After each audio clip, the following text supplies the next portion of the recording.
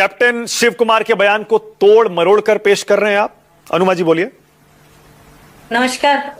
मुझे लगता है कि ये जो सवाल है तोड़ मरोड़ के पूछना या कांग्रेस क्यों हमलावर है, ये सामान्यीकरण करने की राह में ये एक तरह का प्रयास दिखता है मुझे।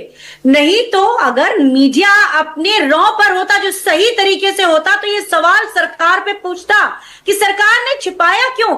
ये सवाल तो नहीं आ रहा है। सवाल क्या आ रहा है? कांग्रेस क्यों हमलावर हो रही है?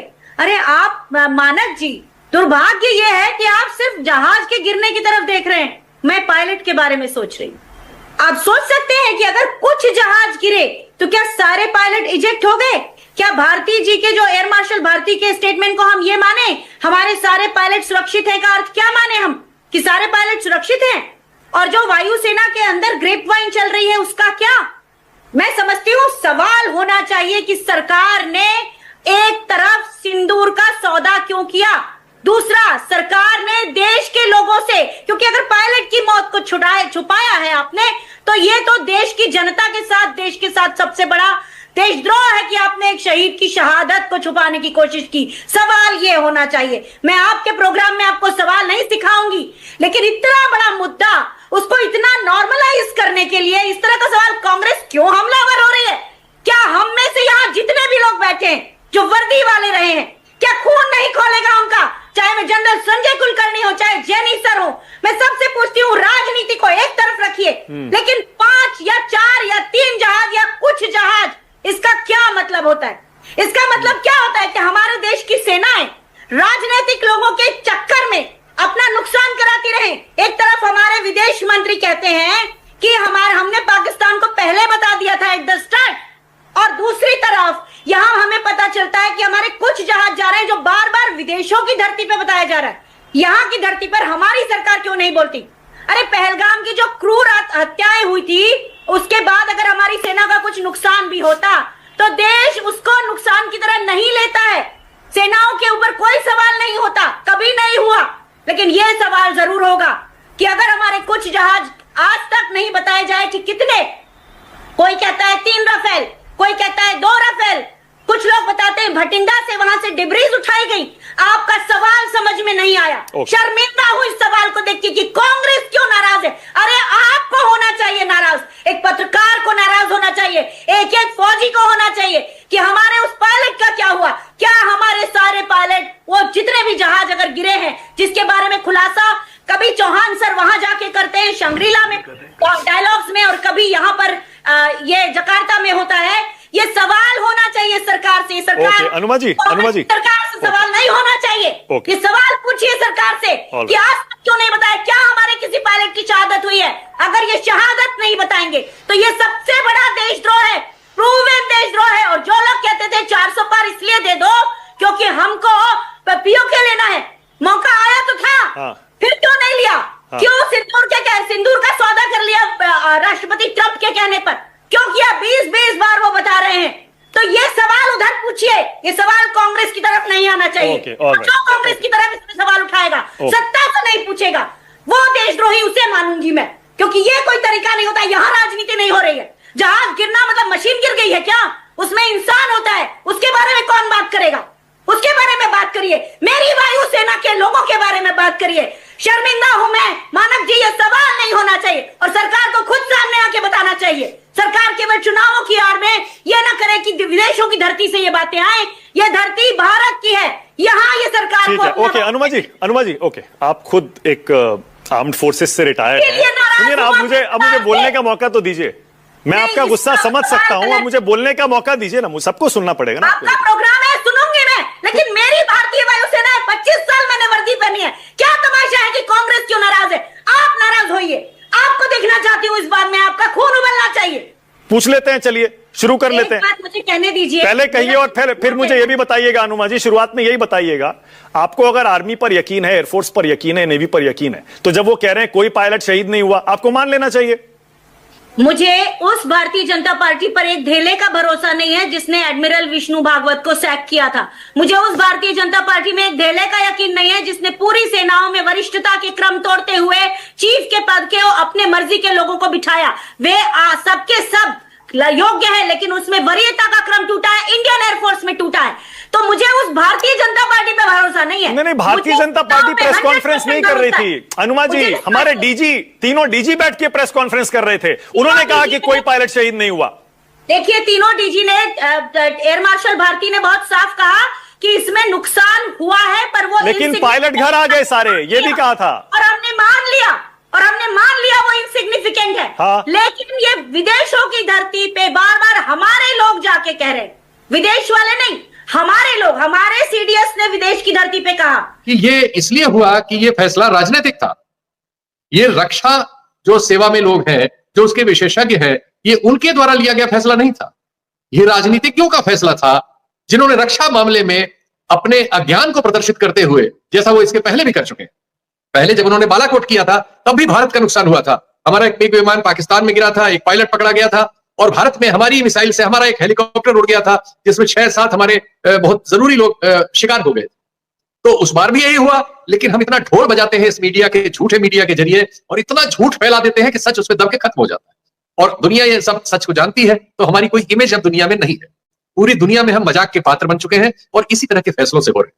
अब इस फैसले से पता लगता है कि आपने आनन फानन में सोशल मीडिया पर जो आपने दुनिया भर का और मीडिया में जो प्रचार कर रखा है कि हम महाबली हैं, हम विश्वगुरु हैं, हम पाकिस्तान को, पिछली सरकारें कमजोर थी, हम बड़े सहजोर हैं, ये जो आपने एक फर्जी इमेज पैदा कर रखी है, इसके चलते आपने बालाकोट में गलती की और फिर गलती की, और आप भविष्य में भी करेंगे, क्योंकि आपका रास्ता देश के हित के लिए नहीं है, अपने निजी और पार्टी के प्रचार के हित में है। तो देश को अगर आप प्रचार के हित में इस्तेमाल करेंगे तो इस तरह के नुकसान करेंगे। और आप चालाक कितने ही बने, वो धीरे धीरे, वो मैं उस फ्रेज को नहीं इस्तेमाल करूंगा, गंदा फ्रेज है, लेकिन इस तरह की चीजें बाहर आ जाती हैं। आज की दुनिया में कोई भी इन चीजों को बहुत देर तक छुपा नहीं सकता, लेकिन हमारे लोग जो नीति निर्धारक है वो समझते हैं कि वो उनसे न कोई योग्य ज्यादा है, न उनसे कोई चतुर ज्यादा है, न उनसे ज्यादा कोई चीजों को मैनूवर कर सकता है। वो चूंकि इस घमंड में उनके जितने फैसले हुए हैं 2014 के बाद, चाहे आर्थिक फैसले रहे हो नोटबंदी के, और चाहे सामरिक फैसले रहे हो, जैसे ये वाला सवाल और बालाकोट का, उसमें सिर्फ भारत का नुकसान हुआ, हमने ये देखा है। इन सभी फैसलों से सिर्फ भारत का नुकसान हो रहा है, भारत की लोकतांत्रिक प्रणाली का नुकसान हो रहा है, और जाहिर है कि सब मिलजुल के देश का नुकसान हो रहा है, और देश में सामाजिक विभाजन गहरा गया है। सबसे खराब यह है कि इस तरह के राजनयिक फैसलों से हमारे देश में जो समाज है उसमें बहुत तगड़ा बंटवारा हो गया है। इन मुद्दों पर जो देश हित के हैं, जरूरी है, इन पे बातचीत में भी हम बंटवारे को साफ साफ देखते हैं। एक पक्ष बिना किसी तथ्य को जाने एक तरफा समर्थन करने लगता है, झूठ गढ़ने लगता है, और उसमें मीडिया सबसे आगे आगे होता है। और उसके बाद क्या होता है कि समाज में दो तरह की राय आने लगती है। दूसरा सत्य की कोशिश करता है कि कहां से मिले, उसको गलत स्रोतों से, पाकिस्तान वगैरह के सत्य मिलते हैं, जो सत्य नहीं होते उनका अपना प्रचार होता है, वो उसका शिकार हो जाता है। अगर हम अपने देश में अपनी सरकार, अपने मीडिया से सच नहीं पाएंगे तो इधर उधर तलाशेंगे और उसके जाहिर शिकार होंगे। तो हमारे यहां सूचना के तौर पर इस समय पूरी जनता दिग्भ्रमित है। या तो हम पाकिस्तानी प्रचार के शिकार हैं, और या हम अपने सरकारी प्रचार के शिकार हैं, और दोनों झूठ है। सच जानना बहुत मुश्किल है। सच ये है कि यह फैसला राजनीतिक रूप से गलत तरीके से लिया गया, जल्दबाजी में लिया गया, चुनावी कारणों से लिया गया, राजनीतिक फायदा उठाने के लिए लिया गया, और इससे देश का नुकसान कर दिया गया। एक बहुत छोटे देश जो हमसे भूभाग में 1/5 से कम है, अर्थव्यवस्था में तो बहुत ही नीचे है, 1/12 होगा, बहुत ही नीचे है, कोई उसका मतलब नहीं है, हमसे ही टुकड़ा अलग हुआ है।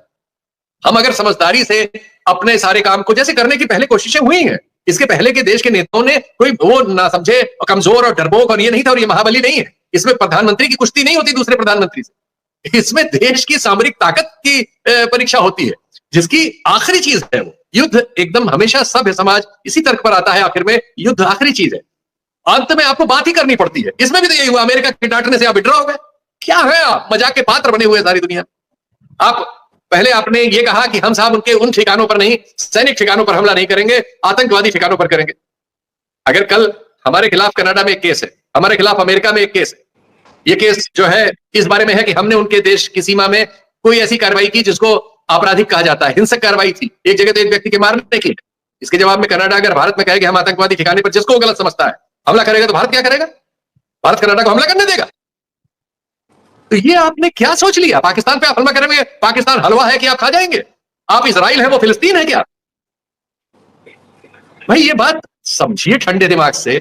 जो हमारे देश के सैनिक नेतृत्व में काम कर चुके गंभीर लोग हैं, वो नहीं जो टेलीविजन पे हल्ला मचाने के लिए आते हैं और 5,000-6,000 रुपए का पैकेज लेके इधर से उधर शो बनाते हैं और राज्यपाल बनना चाहते हैं या कुछ मलाईदार पद लेना चाहते हैं या संगठनों में कुछ फायदा लेना, उनको छोड़ दीजिए। या दिमागी तौर पर रिटायर्ड है, हिंदू मुस्लिम बाइनरी पे चलते हैं। जो सैनिक अधिकारी जिम्मेदार है, जो आते हैं और गंभीर बात करते हैं। कभी कभी ज्यादा शांतपति करना जो है ना, वो भी इंसान को मार जाता है। ज्यादा समझदार होना, और उसके बाद बार बार जब आप राजा बाबू बनने के चक्कर में होते हैं तो और मुसीबत है साहब। यही मोदी जी थे जो बालाकोट स्ट्राइक के अंदर क्या कहते थे, बादलों के पीछे से प्लेन जाएगा तो रडार पकड़ नहीं पाएगा, यही मौका है। मुझे लगता है आर्मी के सारे अफसर जो वहां पर कमांडर बैठे हुए थे, हमारे जनरल्स बैठे थे, हंस रहे होंगे कि ये बुद्धि है हमारे प्रधानमंत्री की, जिसे यही नहीं पता कि विज्ञान किसे कहते हैं, साइंस किसे कहते हैं, और क्या बादलों के पीछे रडार कम करता है, नहीं करता। और हो सकता है अपनी प्राइवेट मीटिंग में हंसकर मजाक भी बनाते होंगे कि कैसा आदमी है यार, जिसे जरा ज्ञान नहीं है और हिंदुस्तान का प्रधानमंत्री बना हुआ है। अब फिर से वही, अब असलियत निकल कर सामने आ गई। कैप्टन शिव कुमार ने निकाल कर सामने कर दिया कि हमारे बहुत सारे विमान गिरे और पॉलिटिकल इंटरफेरेंस के कारण गिरे, क्योंकि पहले कहा गया कि आर्मी को पूरी आजादी है, एयरफोर्स को पूरी आजादी है कि टाइम और डेट वो फिक्स करेंगे, लक्ष्य भी वो फिक्स करेंगे। हमने पूरी आजादी दे दी, लेकिन पीछे से हाथ बांध दिए उनके। कहता ऐसा ना, तुम्हारे हाथ और पैर में बांध देता हूं, अब जाओ तुम लड़ो, हम तुम्हें बताएंगे टारगेट कहां पे है, कहां पे मारना है और कहां पे नहीं मारना।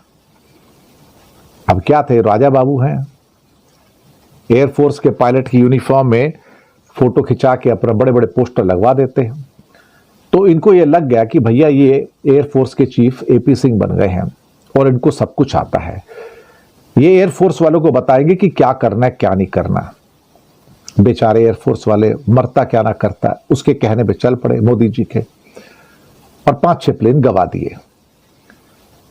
अब आते कैप्टन शिव कुमार बीच में, इंडोनेशिया में इंडियन एम्बेसी के अंदर डिफेंस अटैची एक सेमिनार में बोल गए कि पहले दिन जब वॉर शुरू हुई तो हमने बहुत सारे प्लेन गवा दिए, और उसका एक कारण था पॉलिटिकल इंटरफेरेंस, पॉलिटिकल डायरेक्शंस, यानी कि ऊपर से ये कर रहे हैं और ये नहीं करना है। यानी कि एयरफोर्स को बोला आक्रमण तो करो, लेकिन हाथ बांध दिए, पैर बांध दिए, जाओ आक्रमण करो। विनाश काले विपरीत बुद्धि, वही स्टोरी से बादलों के पीछे रडार नहीं पकड़ में आएगा। यहां बोल दिया कि आक्रमण करो, लेकिन हाथ बांध दिए, पैर बांध दिए, पंगु बना दिया, क्रिपल कर दिया साहब। बार खा गए, 5-6 प्लेन गिर गए, राफेल भी गिरे, जम के गिरे, 5 या 6 भगवान जाने, एक दिन असली सामने आ जाएगी। लेकिन उस टाइम एयरफोर्स वालों को गुस्सा तो बहुत आया होगा साहब, और पता नहीं अंदर अपनी प्राइवेट मीटिंग में उन्होंने क्या क्या भड़ास निकाली होगी कि जिस आदमी को समझ रही एयरफोर्स की, वो हमें डायरेक्शन देता है कि किसको सेट करना है, किसको नहीं सेट करना, तो मरोगे नहीं तो और क्या करोगे। तो मोदी की जो पॉलिटिकल डायरेक्शन थी, it become a suicidal for the air force pilots actually, और हमने प्लेन पे प्लेन गवा दिए अपने। अब वो शिव कुमार जो कैप्टन साहब हैं बोल बैठे साहब कि जो प्लेन गिरे हमारे, वो पॉलिटिकल इंटरफेरेंस और पॉलिटिकल डायरेक्शन कारण करे कि तुम लोग को क्या करना है, कहां अटैक करना है, कहां नहीं करना है। सीधा अटैक मोदी पर था, बड़ी साफ सीधी बात है साहब। यहां पे डायरेक्शन देने वाला कौन है, मोदी और कौन है। एक और उदाहरण वो रडार वाला, और एक ही उदाहरण मोदी जी अपना एयरफोर्स पायलट की यूनिफॉर्म में फोटो खिंचवा के समझ बैठे कि मैं एयरफोर्स का चीफ बन गया और मुझे सब कुछ पता है वॉर कैसे की जाती है। युद्ध आखिरी चीज है, छोटा हो बड़ा देश हो। चीन का तो आप नाम भी नहीं लेते, गलवा के बारे में आप बोल नहीं सकते। ट्रंप आपको रोज कह रहे हैं कि हमने समझौता करा है, आपके मुंह में जबान नहीं है। तो ताकतवर के आगे आप भीगी बिल्ली बने रहेंगे और अपने से जिसको कमजोर समझते हैं उसके लिए ऐसे फैसले लेंगे, और नतीजा क्या होगा, उस कमजोर से भी आप अपना नुकसान करके चले आए, और इसको आप अपनी योग्यता बता रहे हैं। अब ये देश की जनता चूंकि इस तरह से पटी हुई है कि वो उनकी किसी बात को सही गलत ढूंढने की कोशिश किए बिना बस समर्थन कर देती है। अरे भाई देखो, आपका हमारा भी देश है, उन्हीं का नहीं है। प्रचार में मत जाओ, न पाकिस्तान के प्रचार में जाओ और न हमारी जो ये टीवी चैनल इस्लामाबाद पे जिन्होंने कब्जा कर लिया था, न इनके प्रचार में जाओ। कोशिश करो कि आपको पता लगे कि सच क्या है, और सच ये है कि ये फैसला ठीक नहीं था, राजनीतिक रूप से और सामरिक रूप से भी। पिछली बार भी ये हुआ था, प्रधानमंत्री का एक बयान सारी दुनिया में है, सब हंसते हैं उसको लेके, कह रहे थे कि राडार, वहां कुछ बादल बादल छाए हुए हैं, मौसम खराब है, तो ऐसे में फायदा उठाया जा सकता है। बताइए, जो भी थोड़ा बहुत भी जानता है वो जानता है कि रडार के लिए इन सब चीजों को पहले ही हल किया जा चुका है। बादल, पानी, बरसात, आंधी, तूफान, वो इनको सबको हल करने के बाद ही प्रयोग करता है। लेकिन अब प्रधानमंत्री के श्रीमुख से था, और किसी ने नहीं कहा कि ये क्या कालिदास पना है भाई, जो आपका क्षेत्र नहीं है उस क्षेत्र में क्यों आप विशेषज्ञ बन रहे हैं? जो उसके विशेषज्ञ हैं उनको काम करने दें। लेकिन हम दुर्भाग्यपूर्ण स्थिति में है कि सरकार अपनी वाहवाही, अपने चुनाव संयोजन, अपने प्रचार, अपने व्यक्तित्व निर्माण के लिए इस देश का बलिदान कर रही है, और देश की सेना का उपहास उड़वा रही है, देश की व्यवस्था का उपहास उड़वा रही है, और देश के संसाधनों का नुकसान कर रही है बहुत बड़े तादाद। लेकिन जब भारत माता की जय करने की बात आई तो घुटने टेक दिए, और केवल देश के नागरिकों से झूठ नहीं बोला बल्कि भारत माता से भी झूठ बोला। नरेंद्र मोदी जी लगातार झूठ बोलते हैं और पकड़े जाते हैं, न जाने कितने झूठ। लेकिन ये झूठ जो है बड़ा खतरनाक झूठ है। देश की सुरक्षा का सवाल है, सेना का सवाल है। एक तरफ आपको याद होगा कि जब ऑपरेशन सिंदूर की बात आई थी, पहलगांव में जो घटना हुई थी, पहलगांव की घटना के बाद नरेंद्र मोदी बिहार गए, मधुबनी में जाकर के बोला कि मिट्टी में मिला देंगे। फिर मीटिंग की और कहा कि हमने सेना को खुली छूट दे दी, जो चाहो करो। लेकिन अब धीरे धीरे जो स्थितियां सामने आ रही है उसमें साफ पता चल रहा है कि नरेंद्र मोदी जी ने झूठ बोला था। सेना को खुली छूट नहीं थी, बल्कि सेना को बंदिशों के बीच काम करना था। आपको पता होगा कि कई बार ये खबर आई उस दौरान भी कि हमारे कई लड़ाकू विमान गायब हुए, मारे गए, मार गिराए गए। पाकिस्तान ने 7 मई को ही दावा किया था कि 5 भारतीय लड़ाकू विमानों को हमने मार गिराया है। लेकिन कहा गया कि पाकिस्तान झूठ बोल रहा है, पाकिस्तान गलत बोल रहा है। रक्षा मंत्री ने कोई बयान नहीं दिया, प्रधानमंत्री ने तो बयान ही नहीं दिया, किसी ने कोई बयान नहीं दिया कि वाकई हमारे विमान मारे गए, नहीं मारे गए। मीडिया में लगा, विदेशों से खबरें आती रही, बीबीसी बताया कि तब चर्चा आई, एक विमान मारा गया, एक राफेल गिराया गया है। हालांकि पाकिस्तान ने कहा था कि 3 राफेल हमने गिराया। उसके बाद 31 मई को चीफ ऑफ डिफेंस जो है CDS अनिल चौहान, उन्होंने सिंगापुर में एक कार्यक्रम के दौरान कहा था कि पाकिस्तान के साथ संघर्ष के दौरान भारतीय लड़ाकू विमान गिरे तो, लेकिन कितने गिरे इस पर बात नहीं की। उन्होंने कहा कि उनसे एक सवाल किया गया था दरअसल कि पाकिस्तान का यह दावा है कि 6 भारतीय जेट गिराए गए। CDS चौहान ने कहा था कि यह गलत है और गिनती मायने नहीं रखती, मतलब नंबर नहीं बताया गया, लेकिन यह स्वीकार किया था कि भारतीय जेट विमान गिराए गए थे। उन्होंने कहा गिनती मायने नहीं रखती, बल्कि यह मायने रखता है कि हमने क्या सीखा और कैसे सुधार किया। इस संघर्ष में कभी भी परमाणु हथियारों के इस्तेमाल की नौबत नहीं आई, जो कि एक राहत की बात है। राहत की बात किसके लिए? इस बयान का क्या अर्थ समझे कि परमाणु हथियार का इस्तेमाल कर सकता था यानी पाकिस्तान, और पाकिस्तान परमाणु हथियार का इस्तेमाल करेगा इसलिए हम डरे हुए थे।